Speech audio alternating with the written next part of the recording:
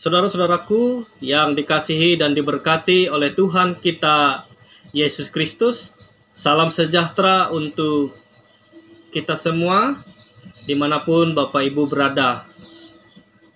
Mari bersama dengan sukacita kita mempersiapkan hati dan pikiran kita untuk merenungkan akan kebenaran firman Tuhan sesuai dengan amanat nas Gereja Kalimantan Evangelis yang tertulis di dalam 2 Samuel pasal 3 ayat 22 hingga ayat yang 39.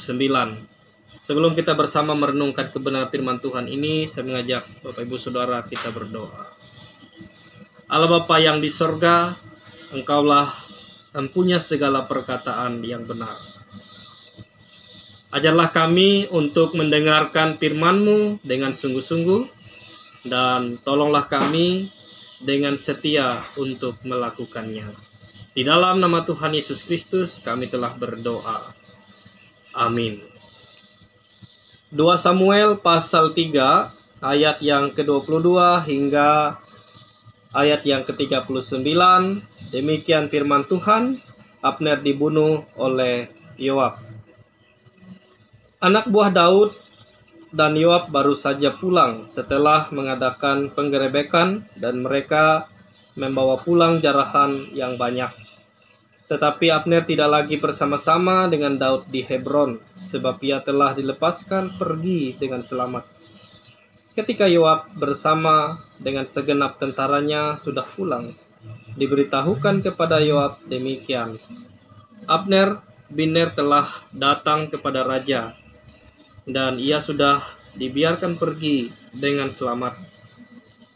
Kemudian pergilah Yoab kepada raja, katanya, apakah yang telah kau perbuat? Abner telah datang kepadamu, mengapa engkau membiarkannya begitu saja? Apakah engkau tidak kenal Abner bin Ner itu? Ia datang untuk memperdaya engkau dan untuk mengetahui gerak-gerikmu dan untuk mengetahui segala yang hendak kau lakukan. Sesudah itu keluarlah Yoab meninggalkan Daud dan menyuruh orang menyusul Abner, lalu mereka membawanya kembali dari perigi Sira tanpa diketahui Daud. Ketika Abner kembali ke Hebron, maka Yoab membawanya sebentar ke samping di tengah-tengah pintu gerbang itu, seakan-akan hendak berbicara dengan dia dengan diam-diam. Kemudian ditikamnyalah dia di sana pada perutnya, sehingga mati, membalas darah Asael adiknya. Ketika hal itu didengar Daud kemudian, berkatalah ia, aku dan kerajaanku tidak bersalah di hadapan Tuhan, sampai selama-lamanya terhadap darah Abner bin Ner itu. Biarlah itu ditanggung oleh Yoab sendiri dan seluruh kaum keluarganya. Biarlah dalam keturunan Yoab tidak putus-putusnya ada orang yang mengeluarkan lelehan, yang sakit kusta, yang bertongkat, yang tewas oleh pedang, atau yang kekurangan makanan. Demikianlah Yoab dan Abisai adiknya membunuh Abner, karena ia telah membunuh Asael adik mereka di Gibeon dalam pertempuran. Dan berkatalah Daud kepada Yoab dan kepada segala rakyat yang bersama-sama dengan dia, koyakanlah pakaianmu dan lilitkanlah pada tubuhmu kain kabung dan merataplah di depan mayat Abner. Raja Daud sendiri pun berjalan di belakang usungan mayat.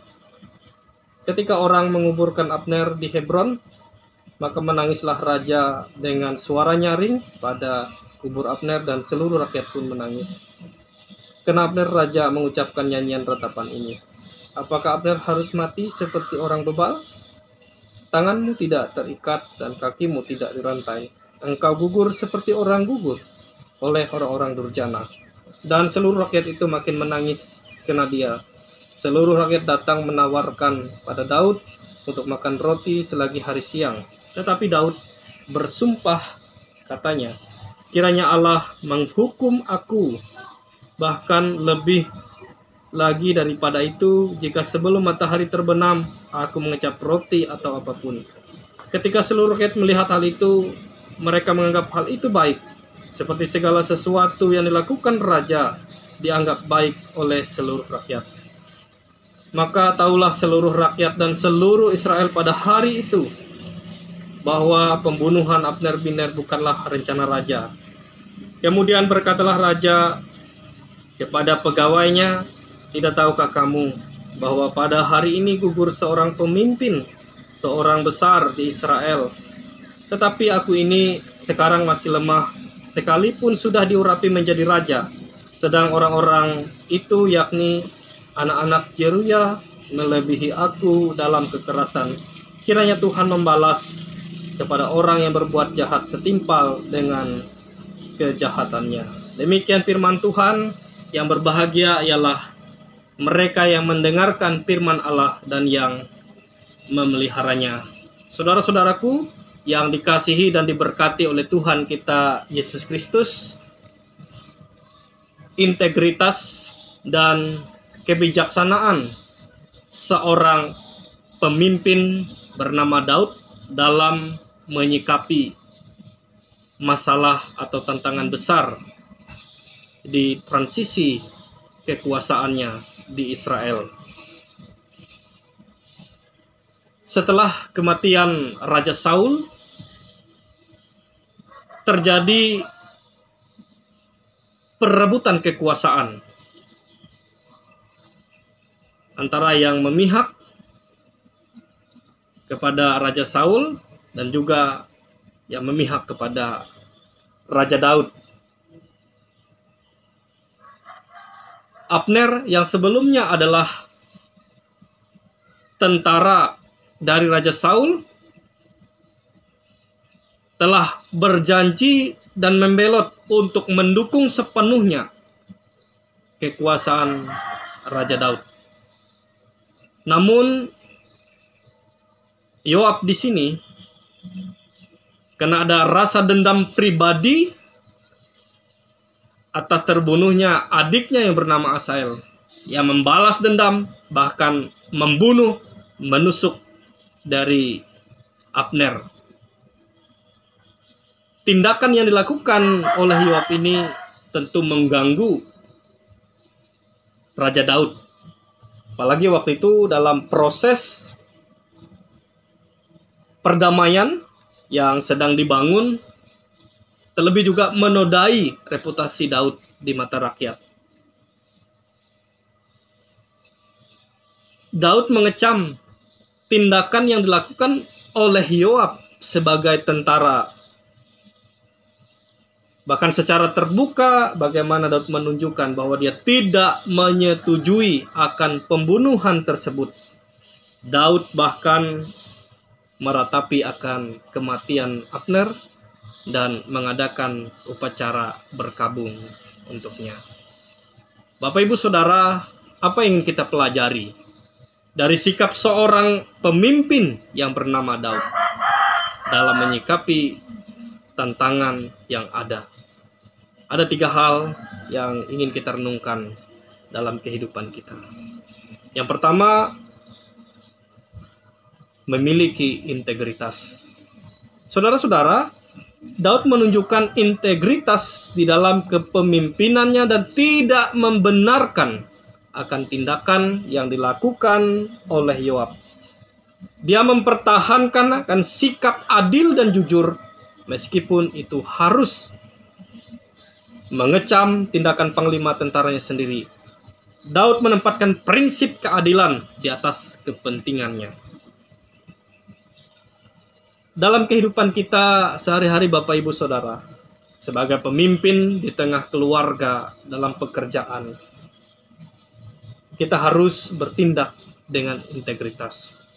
Artinya tidak membenarkan tindakan yang salah meskipun dilakukan oleh orang-orang yang dekat kita atau kerabat kita. Kita harus siap menegur dan memperbaiki kesalahan dengan tegas tetapi bijaksana. Yang kedua Bapak Ibu Saudara, berdamai dan membangun rekonsiliasi. Meskipun Abner bin Ner ini dulunya adalah musuh atau lawan politik tapi Daud menerima niat baik untuk berdamai dan bersekutu. Tindakan Yoab sebagai panglima dari Raja Daud merusak upaya ini. Tetapi Daud tetap menunjukkan semangat pengampunan dan meratapi kematian dari Abner. Daud tidak membiarkan kebencian dan dendam menghalangi proses rekonsiliasi yang lebih besar untuk kepentingan rakyatnya.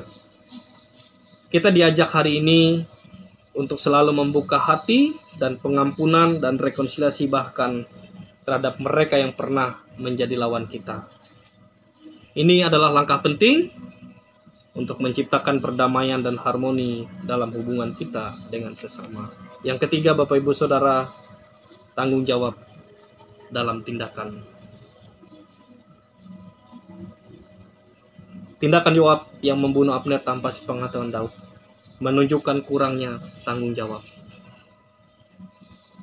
Yoab bertindak berdasarkan dendam pribadi terhadap Abner tanpa mempertimbangkan dampak lebih luas dalam proses perdamaian dan stabilitas politik pada waktu itu.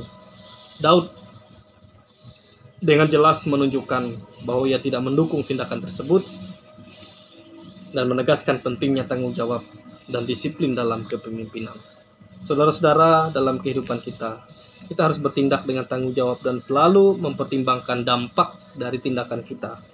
Mengambil keputusan tanpa pertimbangan yang matang membawa konsekuensi yang merugikan diri kita dan orang lain.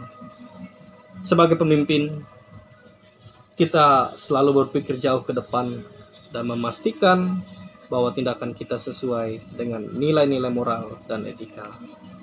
Mari Bapak Ibu Saudara, kita memohon tuntunan Tuhan, bimbingan Tuhan, dan kekuatan dari Tuhan untuk mampu menerapkan nilai-nilai hidup yang memiliki integritas, sikap pengampunan dan tanggung jawab dimanapun kita berada.